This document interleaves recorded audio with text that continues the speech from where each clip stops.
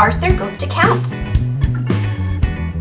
I'm not going, said Arthur. Arthur, you'll love camp. Think of all the new friends you'll make, said his mother. I have fond memories of my own camp days, said Arthur's father. Camp will teach you about the great outdoors. I'm not going. Arthur was at the camp bus stop the next morning. Buster was standing with a new kid. He's got 100 comic books in his footlocker, squealed Buster, pointing to the brain. Francine was there too. You guys better watch out. Tent 3 is full of bats and snakes, she yelled out the window. It's going to be just like school, the girls against the boys, thought Arthur. When the bus passed Camp Horsewater, even the girls stopped teasing. Look at those guys, said Buster. They're going to be in great shape for our scavenger hunt. No wonder they always win. That's no camp, that's a zoo, said Arthur. Dear Mom and Dad, I'm not at camp yet. I'm very homesick and I miss you very much. Please write soon. Love, Arthur. Things were different at Camp Meadowcroak. Well, at least for the girls.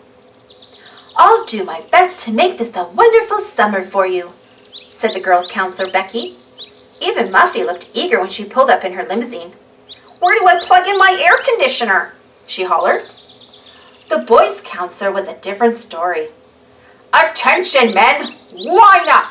Barked Rocky. Stand up straight! Suck in those guts! I've never seen such a soft, flabby bunch. No dessert for you men this summer. Muffy had brought her own dessert. After a dinner that tasted like macaroni and fleas and worm burgers, she opened her trunk. The girls dug in. At bedtime, Muffy discovered the tent had no electricity. How will I brush my teeth? She moaned.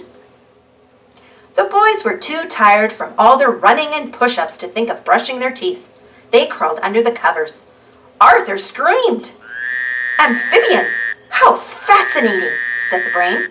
No, they're frogs, said Buster. Just wait until we get hold of those girls, said Arthur. Dear Mom and Dad, camp is terrible. Just like I thought. The food is bad. I'm still very homesick. Please come and get me. Love, Arthur. Let's see you do the dead man's float, Buster. Have a good trip, Brain. Forget about the frogs, said the girls. You guys better worry about the softball game instead. The girls were beating the boys at everything. Disgusting, said Rocky. I'll never live this down. Hey, Four Eyes, need new glasses? In fact, all that week the girls were great campers. They built campfires, pitched tents, tied knots, identified plants. All the boys could find was poison ivy. Rocky hid in his cabin. Arthur wrote postcards home. Dear Mom and Dad, I miss you and I cried when I read your letter. When are you coming to get me? Camp is gross. Love, Arthur. Arthur had a lot to write about. The frogs in his bed were bad enough, but now really weird things were happening. The girls thought the boys threw a smoke bomb into their tent. The boys thought the girls took all their clothes. But one night, everybody heard strange noises and footsteps in the woods. It had to be someone else. Dear Mom and Dad, this place gives me the creeps. I've got to get out of here. Love, Arthur. Everyone was too scared to tell ghost stories. We have to do something, said the brain. Let's stand watch tonight and find out what's going on. So that's it! Camp Horsewater, whispered Buster. They've been trying to scare us all along. Don't worry, we'll fix them tomorrow at the scavenger hunt, said the brain. I've got a plan, but we'll need the girls' help. Arthur had a plan too. He decided to run away. Dear Mom and Dad, I decided not to wait for you to come and get me. I think I can remember how to get home. Love, Arthur. Welcome to the annual Meadowcroak Horsewater Scavenger Hunt.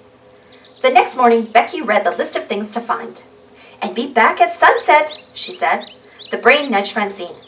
Time for phase 1 of the plan, he whispered. Watch out for bears. The woods are full of them, she yelled to the Horsewater kids. They just laughed.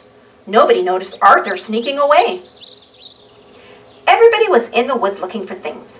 Strange noises started coming from the bushes.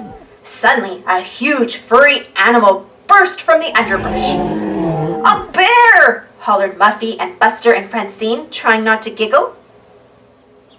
When the Meadow Croak team started hunting again, the bear helped too.